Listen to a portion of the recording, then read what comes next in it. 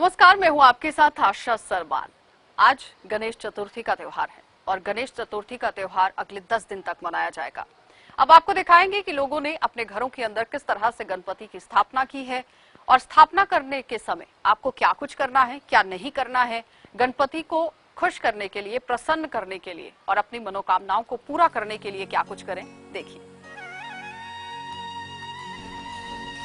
श्री गणेश सूर्य के समान चमकते प्रकाश पुंज की तरह है, जो हमारे अंतःकरण पर छाए हुए अंधेरे को दूर करने में समर्थ है।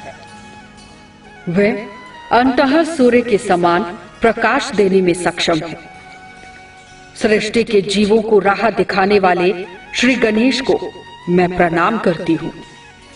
देवों में प्रथम पूज्य श्री गणेश को हम नतमस्तक होकर प्रणाम करते हैं। हे प्रभु, आप मेरे हृदय से अज्ञान का हरण कर अंतःकरण में सहृदयता और पावनता के ज्ञान का प्रकाश करके जीवन की राह को आसान बनाएं। श्री गणेश जी का जन्म भाद्रपद शुक्ल पक्ष की चतुर्थी को हुआ था, इसलिए हर साल इस दिन गणेश चतुर्थी धूमधाम से मनाई जाती है। भगवान गणेश के जन्म दिवस के उत्सव को गणेश चतुर्थी के रूप में मनाया जाता है।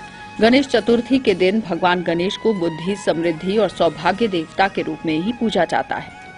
ये मान्यता है कि भाद्रपद मास में शुक्ल पक्ष के दौरान भगवान गणेश का जन्म हुआ था।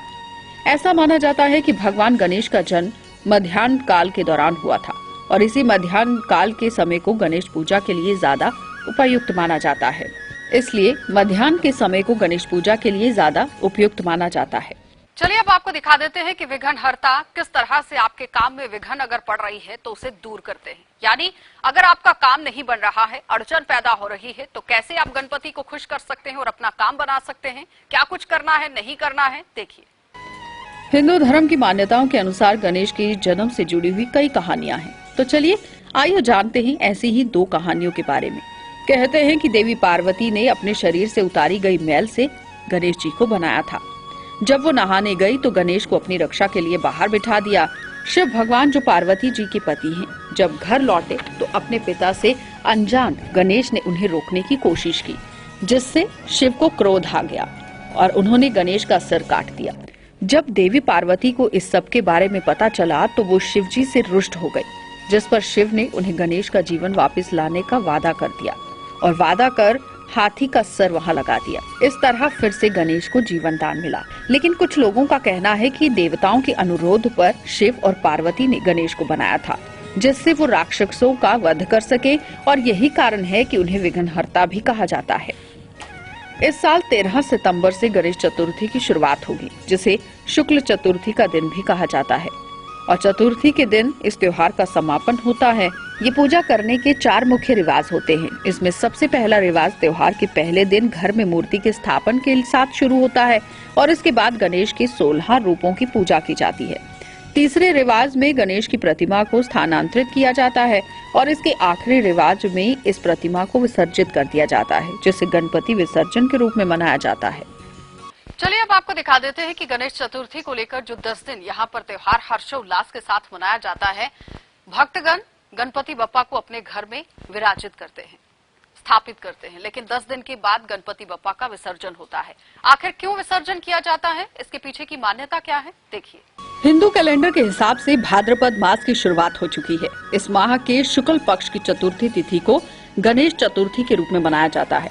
वैसे देखा जाए तो हर माह की चतुर्थी भगवान गणेश को ही समर्पित है, लेकिन भाद्रपद मास की शुक्ल पक्ष की चतुर्थी को बेहद खास माना जाता है। मान्यता है कि इसी चतुर्थी को गणपति का जन्म हुआ था। देश भर में इस गणेश चतुर्थी को भय उत्सव के रूप में माना जाता है। ये उत्सव पूरे 10 दिनों तक चलता है। महाराष्ट्र में इस उत्सव की धूम को देखने के लिए दूर दूर से श्रद्धालु आते हैं। गणपति के भक्त चतुर्थी के दिन अपने बप्पा को ढोल नगाड़ों के साथ घर लेकर आते हैं और उन्हें घर में स्थापित करते हैं। ये स्थापना 5, 7, 9 या फिर पूरे 10 दिन की होती है।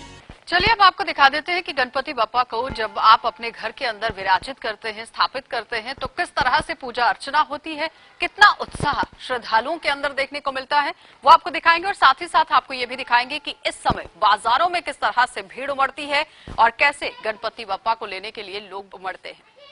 जैसे कि आप सब जानते हैं कि पूरा देश जानता है कि गणेश उत्सव आ रहा है, उसी उपलक्ष्य पर हम भी अपने गणेश पूजा के लिए मैं गणेश की मूर्ति देखने के लिए आया था। और जहाँ पे बड़ी अच्छी इन्होंने मूर्ति बनाई है कारीगरों ने, और सभी देशवासी आपको पता है कि गणेश पूजा करते हैं पूरे भारतवर्ष में ये बड़ा उत्साह से बनाया जाता है। इसलिए हमारा गणेश का जो त्यौहार आने वाला है, और मैं चाहता हूँ कि इस गणेश के त्यौहार पर अच्छी धूमधाम से लोग बनाएं। मुझे पता है कि कोविड-19 चल रहा है, कोविड-19 की जो चल रहा है, लोगों को काफ़ी ग्रस्त लोग हो गए हैं कोविड-19 से। मैं भगवान से यही प्रार्थना करता हूँ और अपने जितना भी कोविड-19 चल रहा है देश भर में, ये जल्दी से जल्दी ख़त्म हो, ताकि ये लोग भी अपनी रोजी रोटी कमाने के लिए जैसे रोडों पे आए हैं, बाहरों पे आए हैं। मैं अपने लोगों को, जम्मू वासियों को भी कहूँगा ये ज़्यादा से ज़्यादा इनसे मूर्तियाँ लें, ताकि इनका भी रोजी रोटी का गुजारा चले।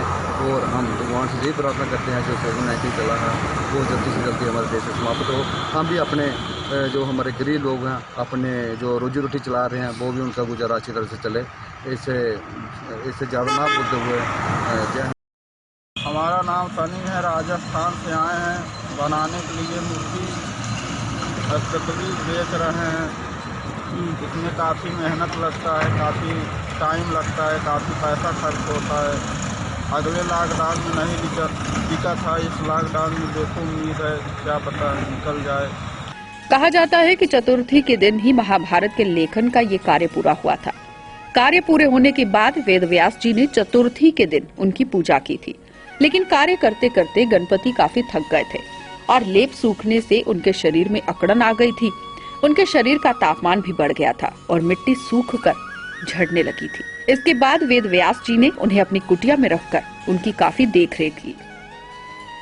उन्हें खाने पीने के लिए तमाम पसंदीदा व्यंजन दिए और उनके शरीर को ठंडक पहुंचाने के लिए भी सरोवर में डुबाया।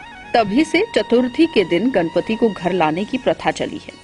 चतुर्थी के दिन गणपति के भक्त उन्हें घर लेकर आते हैं। उन्हें 5, 7, 9 दिनों तक घर के अंदर रखा जाता है और उनकी सेवा की जाती है और उनके पसंदीदा व्यंजन उन्हें अर्पित किए जाते हैं। उसके बाद जल में उनकी प्रतिमा को विसर्जित कर दिया जाता है।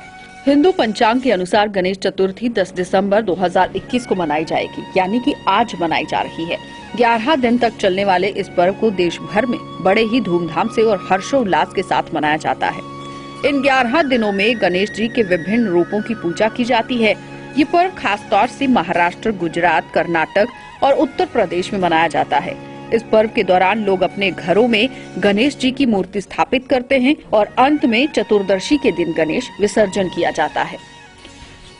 भगवान गणेश को विघ्नहर्ता भी कहा जाता है। घर में सुख, समृद्धि और कष्टों को दूर करने के लिए लोग घरों में गणेश जी की मूर्ति रखते हैं।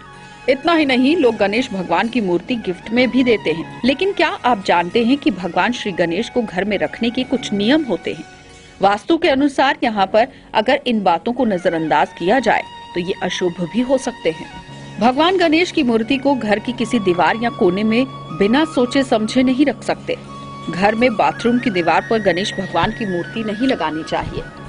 इतना ही नहीं, घर के बेडरूम में भी भगवान गणेश की मूर्ति लगाना अशुभ होता है। ऐसा करने से वैवाहिक जीवन में कलह और पति पत्नी के बीच बेवजह तनाव बना रहता है।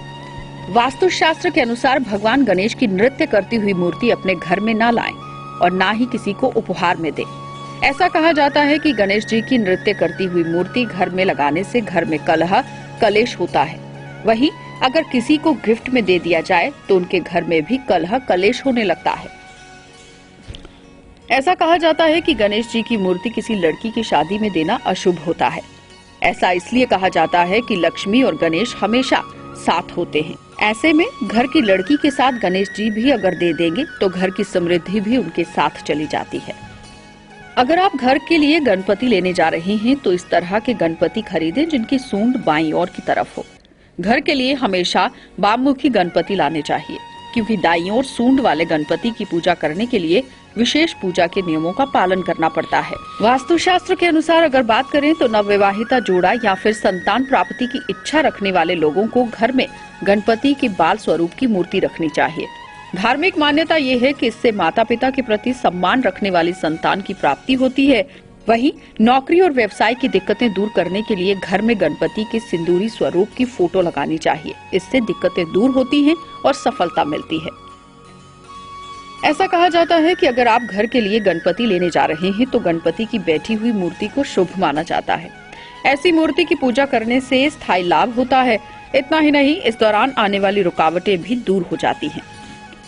गणपति की ऐसी मूर्ति ना लें जिसमें गणेश के कंधे पर नाग के रूप में जनेऊ ना हो। ऐसी मूर्ति को भी अशुभ माना जाता है। जिसमें गणेश जी का वाहन ना हो, ऐसी प्रतिमा की पूजा करने में भी दोष लगता है। तो गणेश की ऐसी मूर्ति की स्थापना करें जिनके हाथों में पाश और अंकुश दोनों हो। शास्त्रों में गणपति के ऐसे ही स्वरूप का वर्णन मिलता है।